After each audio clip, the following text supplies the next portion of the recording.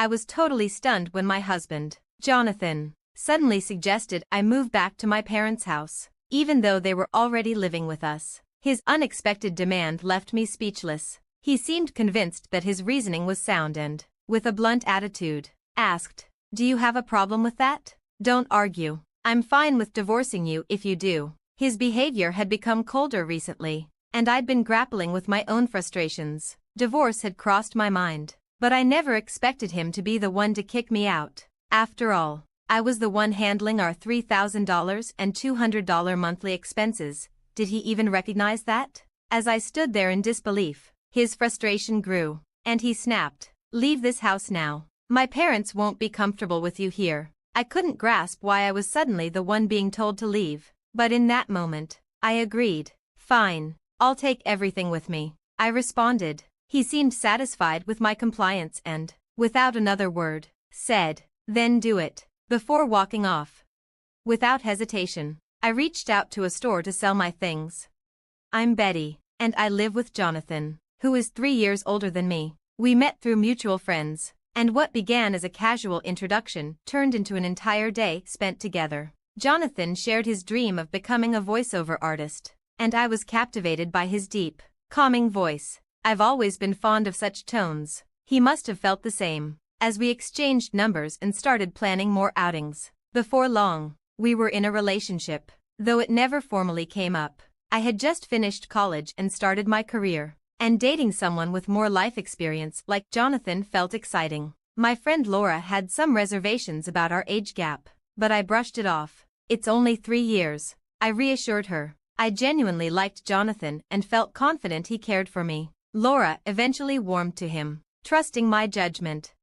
Jonathan and I had been together for 2 years when he brought up marriage. I'd already told my parents about him, including his age, and they were eager to meet him, hopeful for our future. I often wondered when he would propose, and in his usual style, he did it during one of his visits to my apartment. We were just hanging out, enjoying each other's company. It wasn't a particularly romantic setting, but it felt right for us. Without much ceremony, he asked, and I casually responded, "Sure, let's get married." Perhaps we both took a laid-back approach to it.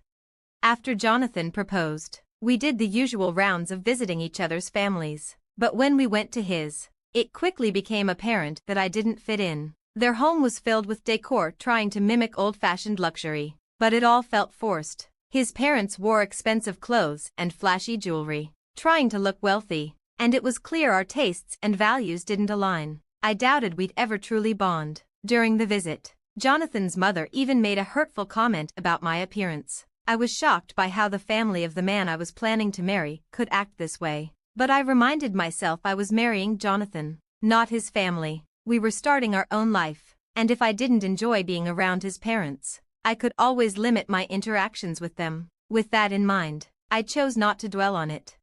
After our wedding, as we settled into our new condo, I began noticing Jonathan becoming more distant. One day, out of nowhere, he asked, "What about that woman in the blue dress at our wedding?" Given that several guests wore blue, I couldn't immediately figure out who he meant. "Which woman in the blue dress?" I asked. "The one who gave a speech as your best friend," he clarified. "Are you talking about Laura?" I asked, realizing it was her. "Yes, that's her," Jonathan replied, but there was something off in his voice. I was confused. "What's wrong with Laura?" I asked, sensing his unease. "Oh, it's nothing," he said quickly. "I just thought I saw someone who looked like her on my way to work. It reminded me she was your best friend at our wedding." His words felt strange, and I didn't know what to make of them. Before I could ask more, he awkwardly laughed and retreated to his room.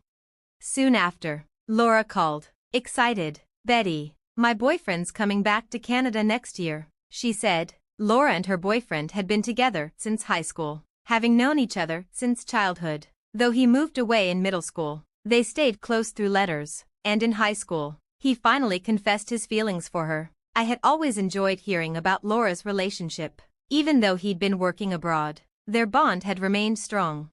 "Do you think he'll propose when he gets back?" I teased. Laura laughed. "Maybe, but you're always jumping ahead, Betty." "Well, if he does, make sure to invite me to the wedding," I joked. I'll expect another heartfelt speech like the one you gave at mine. Of course, she said, still laughing. But don't set the bar too high. We both laughed, sipping tea and enjoying our usual comfortable conversation. Laura had always been there for me, and I for her, supporting each other through everything. Around this time, I began noticing some changes in Jonathan. He started coming home later and later. Working late again tonight? I asked one evening as he walked in. Yeah, why? Do you think I shouldn't work? He snapped. Jonathan had never let go of his dream to become a voiceover artist, and though I admired his passion, it was starting to take a toll. He juggled part-time jobs to fund his training, but all his earnings went straight to that, leaving me to cover all of our living expenses. Saving money together was impossible, and the strain was becoming more obvious as his hours at his part-time jobs increased. My concern grew. You've been working too much, I said gently. They shouldn't be making you work overtime like this, especially for a part-time job. He dismissed me, unwilling to discuss it, but deep down, I knew his relentless pursuit of his dream was creating a rift between us, both financially and emotionally. One day, I finally spoke up. I'm really worried. I'm fine. More money is always better. Keep your opinions to yourself, Jonathan snapped. By that point, he had become so distant that he barely acknowledged me, referring to me as you instead of using my name. I had hoped marriage would bring us closer, but instead, his words became sharp and dismissive. The gentle voice I'd fallen for had turned cold and harsh. Jonathan had also started drinking more, and his voice sounded hoarse at times, troublesome for someone pursuing a career in voice acting. Yet he showed no interest in changing or discussing his health. Conversations became rare, and soon he avoided me altogether, even when we were in the same room. Amid this tension, Laura called to say she needed to talk. Eager for a break from the tension at home, I agreed to meet her. We met at a cafe, where Laura carefully picked a booth with a clear view of the counter and staff. You picked this spot on purpose? I inquired, noticing how hesitant she seemed. Yes, she answered, her expression solemn. I wanted a spot where the staff could easily notice if anyone suspicious was around. A suspicious person? Is that really what you wanted to discuss? I asked, my concern growing. Laura nodded, her face tight with anxiety. She explained that ever since she left her job a month ago, she'd been feeling like someone was following her. Lately, she even had the unsettling sense that someone was watching her on her days off. The reason she had chosen that particular booth was because she feared the stalker might try to eavesdrop on us. Have you reported it to the authorities? I asked. I did, but since there's been no direct contact, they said they couldn't do much. She sighed. What about your boyfriend? Isn't he coming back next month? Maybe he can help you, I suggested, hoping she had someone who could support her. I planned to talk to him, but I wanted to discuss it with you first. You're closer, she explained, her voice tinged with uncertainty. The weight of Laura's words hung heavily between us, and as I sat there, I realized we were both facing unsettling situations, her with a possible stalker, and me with a marriage that seemed to be falling apart. I understood how desperate Laura was for support. She hadn't seen her stalker clearly, which made the situation even more terrifying. She couldn't tell if it was a man or a woman, and the constant fear was starting to take its toll on her. Determined to help, I kept a discreet watch, hoping to spot the person following her. Meanwhile, I struggled with my own failing relationship with Jonathan, but I wasn't ready to talk about it just yet. Then, the shock hit. The person tailing Laura was none other than my husband, Jonathan. He had always claimed to be working late, but I noticed after his shifts, he would loiter near Laura's workplace and follow her when she left. The realization was chilling. The man who was causing my best friend so much fear was my own husband. Jonathan's actions shattered the image I had of him. The man I thought I knew seemed like a stranger now. The sinister grin on his face as he followed Laura sent a wave of cold dread through me, and the love I had once felt for him quickly turned to resentment. I knew I had to tell Laura the truth, so I urged her to move immediately for her safety. With help from her colleagues, we arranged for someone to drive her from the underground parking lot to her new home, taking every measure to ensure she was safe. As Laura left, Jonathan's anger began to bubble over. My parents are moving in here, so you need to go back to your parents' house, he suddenly demanded. I was stunned by his sudden and unreasonable ultimatum. If that's the case, then I guess I'm fine with a divorce. He spat, his temper flaring.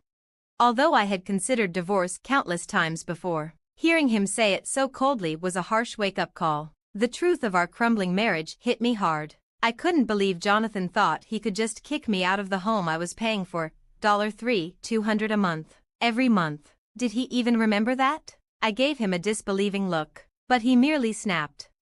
Just leave already. My parents can't move in if you're still here.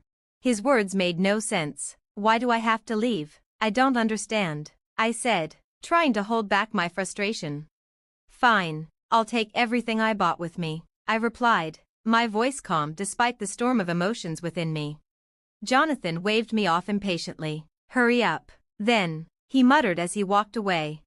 Without wasting any time, I contacted a buyback service. The next day, they arrived at our apartment. Jonathan watched, thinking I was simply packing to leave. His smug expression quickly faded when the workers began assessing our furniture and appliances, everything except for the items in his room. Afterward, the workers handed me a quote. The total value is $299,000, one of them said. Okay, sell it all, I responded, without a second thought. Jonathan's face went white with shock. He grabbed my arm, panicking. Why are you selling everything? My parents are moving in. How can they do that without any furniture? I jerked my arm free and stared him down. What do you mean? When we got married, you told me you were broke because of your acting classes. You asked me to cover the rent, the furniture, and all our living expenses. Now, with your parents moving in, you can handle the $3,200 a month yourself, right? Jonathan turned pale as the reality of the situation sank in. Desperate to salvage his pride, he tried to regain his composure. You think talking about money will stop the divorce? Who do you think you are? He sneered. I've already gotten close to a rich woman, he added, trying to strike a ridiculous pose. His words enraged me, but I stayed calm, remembering how Jonathan had been stalking Laura recently. If this was his idea of getting close to someone, it confirmed how twisted his perception of relationships was. Laura, who came from a wealthy family, her grandfather a successful businessman and her father his successor, never flaunted her wealth. She lived humbly, just like everyone else. Jonathan must have learned about Laura's background and saw her as his ticket to a better life. It disgusted me that he believed wealth made someone more desirable. But I knew the truth. Laura would never be interested in him. She had been with her high school boyfriend for years, and he was coming back soon with plans to marry her. Jonathan's delusions would soon be shattered, and I refused to stick around to see it happen. When I mentioned that Laura had felt uncomfortable because someone was stalking her, Jonathan was taken aback. He seemed surprised to hear that Laura found him creepy and that they weren't as close as he thought. I always walked Laura home, he defended himself. You're lucky I didn't call the police, I shot back, my words biting. But I didn't know she had a boyfriend, he protested. He's been away. She chose me over someone she doesn't even know, Jonathan insisted, trying to justify his misunderstanding of their relationship. They've been writing letters since childhood, and they talk every day. Unlike you, who only has part-time jobs, her boyfriend is successful. Even her dad likes him. Jonathan's expression grew deeply sorrowful as the reality of the situation finally dawned on him. His fantasies about forming a relationship with Laura were nothing more than delusions. As the workers arrived to collect our belongings, Jonathan seemed to relax a little. I guess you're all I've got now, he said. You always support my dream of becoming a voiceover artist, won't you? He asked, trying to mask his unease.